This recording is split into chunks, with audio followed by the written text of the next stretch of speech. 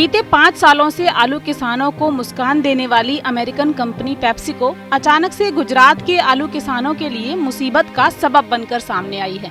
लगातार 5 साल तक किसानों से आलू की सीधी खरीद करने वाली कंपनी पेप्सिको ने हाल ही में गुजरात के 3 आलू किसानों के खिलाफ मुकदमा दायर किया है।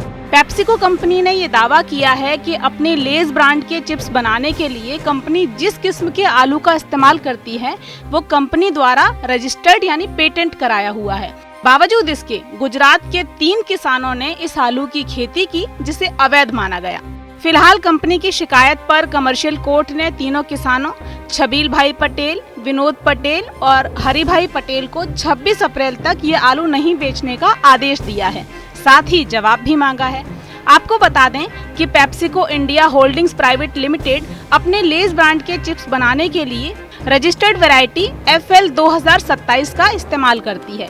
ये किस्म FL 1867 और विस चिप किस्मों की हाइब्रिड किस्म है, जिसे पेप्सिको ने production of plant variety and farmers right act 2001 के तहत पेटेंट कराया है। कंपनी के अधिकारियों का कहना है कि जनवरी में उन्हें ये जानकारी मिली कि गुजरात के 3 किसान उनकी रजिस्टर्ड आलू की किस्म की खेती कर रहे हैं, तो उन्होंने यहाँ के जो सैंपल थे वो जांच के लिए भेजे और इस जांच में ये साफ हुआ कि किसान कंपनी द्वारा रजिस्टर्ड किस्म का आलू अवैध तरीके से उगा रहे हैं। ये खबर बीते 2-3 रोज से अखबारों में काफी सुर्खियों में है, लेकिन सवाल ये उठता है कि आखिर इन किसानों के पास उस आलू का बीज आया कहां से जो पेप्सिको द्वारा रजिस्टर्ड है, पेटेंट कराया हुआ है। अब इसके 2 ही स्रोत हैं। एक तो वो किसान जिनके साथ पेप्सिको अनुबंधित खेती करती है और दूसरा सोर्स है खुद पेप्सिको कंपनी। ऐसे में इस तथ्य की छानबीन बेहद जरूरी है कि इन तीनों किसानों ने ये बीज कहां से प्राप्त किया। दूसरा सवाल उठता है कि अगर कमर्शियल कोर्ट इन किसानों के खिलाफ फैसला सुनाती है और आदेश देती है कि किसान इस आलू को बाजार में नहीं बेच सकते, तो क्या उनकी उपज को पेप्सिको खरीदेगी? अगर नहीं तो फिर किसान की फसल की भरपाई कैसे होगी? इसका जवाब तो हमें कोर्ट के फैसले के बाद ही मिलेगा।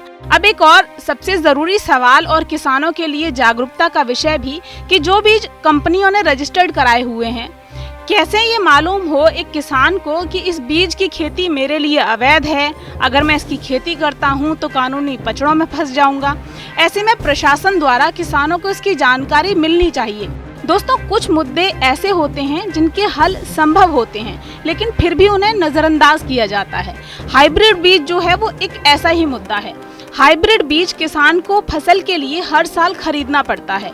इसके लिए वो सीधे बीज कंपनियों पर निर्भर हो जाता है, खासकर ऐसे बीजों के लिए जो मल्टीनेशनल कंपनीज ने पेटेंट कराए हुए हैं।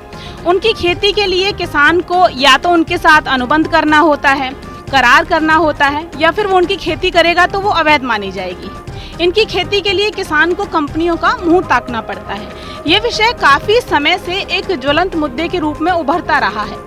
किसान ने इसके खिलाफ कई बार आवाजें भी बुलंद की हैं कि किसान बीज के चुनाव के लिए स्वतंत्र क्यों नहीं है। सरकार को इस मुद्दे पर गंभीरता से सोचना चाहिए और किसान के हितों को ध्यान में रखते हुए नीतियों में परिवर्तन भी जरूर करना चाहिए। आपको हमारा ये वीडियो कैसा लगा कमेंट बॉक्स में कमेंट ज़रूर करें। अगर आप ये वीडियो YouTube पर देख रहे हैं तो हमारे चैनल को सब्सक्राइब करना बिल्कुल ना भूलें। फेसबुक पर देख रहे हैं तो लाइक करें, शेयर करें। कृषि और किसान सशक्तिकरण की इस मुहिम को सफल बनाने में आप भी ग्रीन टीवी को सहयोग कर सकते हैं। डिस्क्रिप्शन पर जाकर दिए गए लिंक पर क्लिक करिए, पेटीएम करें, NEFT और क्रेडिट कार्ड के माध्यम से भी आप ग्रीन टीवी को सहयोग कर सकते हैं।